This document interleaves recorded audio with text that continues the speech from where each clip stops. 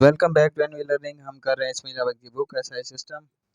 Page number है हमारे पास 251 और क्वेश्चन नंबर है हमारे पास तकरीबन ये 31 क्वेश्चन नंबर है हमारे पास। और हमने कुछ चीज़ें मालूम करनी है। बॉयलर की एफिशिएंसी, फ्लू गैसेस के साथ जो हीट लॉस है परसेंटेज में मालूम करना है, ऐश की वजह से हीट लॉस वो मालूम करना है, और हिसाबी तौर पर यानी कि ना निकाली जाने वाली जो हीट लॉस है वो निकालनी है।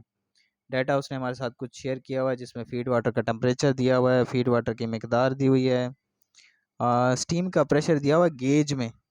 तो एक चीज़ आपने हमेशा याद रखनी है, गेज और एब्सोल्यूट।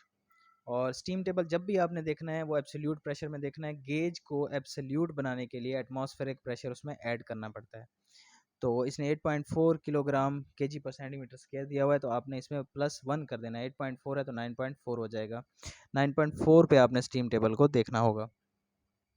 उसके अलावा इसने ड्राइनेस फ्रैक्शन दी हुई है, कोयले का वज़न दिया हुआ है, कैलोरीफिक वैल्यू दी हुई है, ऐश फी घंटा पिट के ज़रिए जमा की जाने वाली मिकदार, राख और अनजले कोयले की मिकदार 7 किलोग्राम, अनजला कोयला ऐश की कैलोरीफिक वैल्यू यानी कि जो ऐश नहीं जली या जो मुकम्मल तौर पर नहीं जल सकी उसकी कैलोरीफिक वैल्यू, फ्लू गैसेस की मिकदार दी हुई है इसने हमें, डिस्चार्ज गैस का टेम्परेचर दिया हुआ है, फ्लू गैसेस की स्पेसिफिक हीट दी हुई है।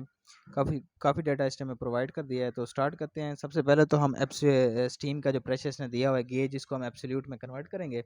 एब्सोल्यूट में कन्वर्ट करने का तरीका होता है कि गेज प्रेशर में आप एटमॉस्फेरिक प्रेशर ऐड कर देते हैं।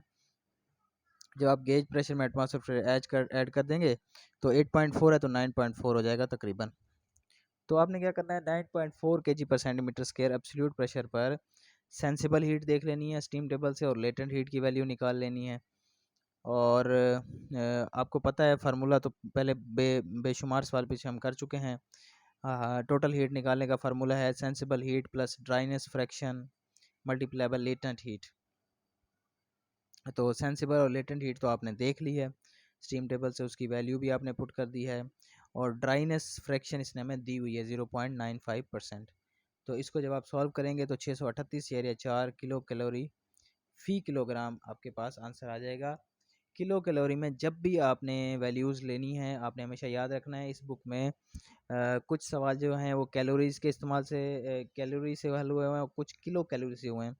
तो जब आपने किलो कैलोरी में लेना है तो जो भी स्टीम टेबल से आप वैल्यू देखेंगे उसको 4.18 पे डिवाइड करेंगे। सेंसिबल हीट है तो उसको 4.18 पे डिवाइड करेंगे, लेटेंट हीट है तो उसको 4.1 पे डिवाइड करके लिखेंगे। तो फिर आपके पास जो टोटल आंसर है वो आ जाएगा 638 किलो कैलोरी आ जाएगा। तो ये 638 आ गया। उसके बाद हम चलेंगे आगे। स्टीम का वज़न फ़ी किलोग्राम कोयला, हमने इक्विवेलेंट मास निकालना है। इक्विवेलेंट मास निकालने का ये है कि जितनी भी स्टीम बनी होती है उसको आपने टोटल फ्यूल की मिकदार पर डिवाइड कर देना होता है। तो आपके पास आ जाएगा 7.78 किलोग्राम फ़ी किलोग्राम कोयला, यानी कि 1 किलोग्राम कोयले से हमारे पास जो स्टीम बनी है वो 7.78 बनी है।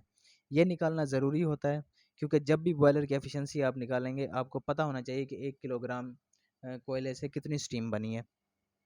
तो फार्मूला आपके सामने है थर्मल एफिशिएंसी का, स्टीम का वज़न इंटू स्टीम की टोटल हरारत माइनस फीड वाटर का टेम्परेचर और मल्टीप्लाई बाय 100 डिवाइडिंग बाय जो भी फ्यूल आप इस्तेमाल कर रहे हैं उसका वज़न और कैलोरीफिक वैल्यू।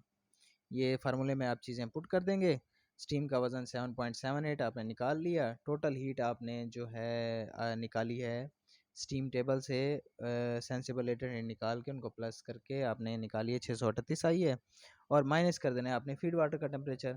इसमें एक चीज़ आपने गौर करनी है कि जब भी मतलब कि आपने अगर तो आपने कैलोरीज़ में लेना है, किलो जूल में लेना है, तो तब आपने 4.18 पे डिवाइड नहीं करना। तो जब आपने 4.18 पे डिवाइड नहीं करना तो आपने उस वक्त क्या करना होता है, फीड वाटर के टेम्परेचर को 4.18 से मल्टीप्लाई करना होता है।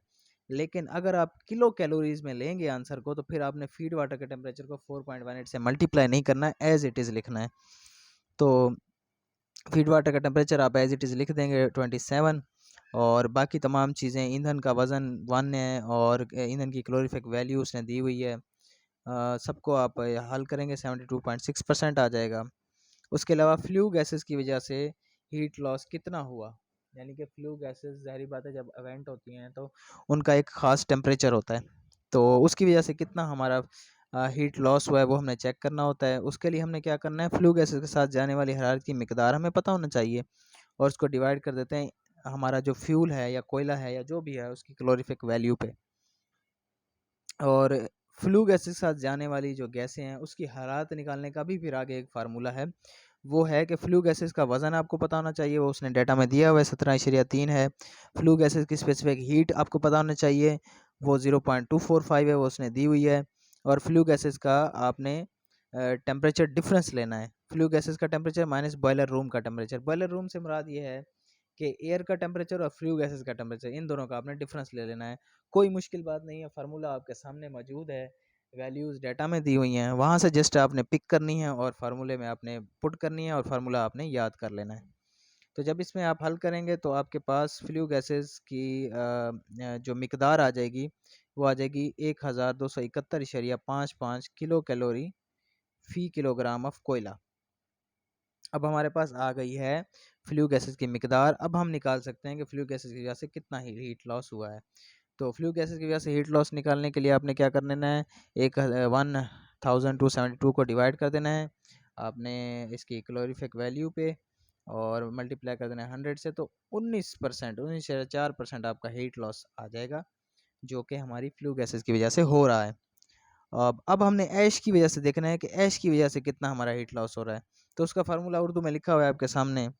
राख अनजले कोयले की मिकदार वो इसने हमें दी हुई है। ऐश अनजले कोयले की कैलोरीफिक वैल्यू वो भी इसने हमें दी हुई है।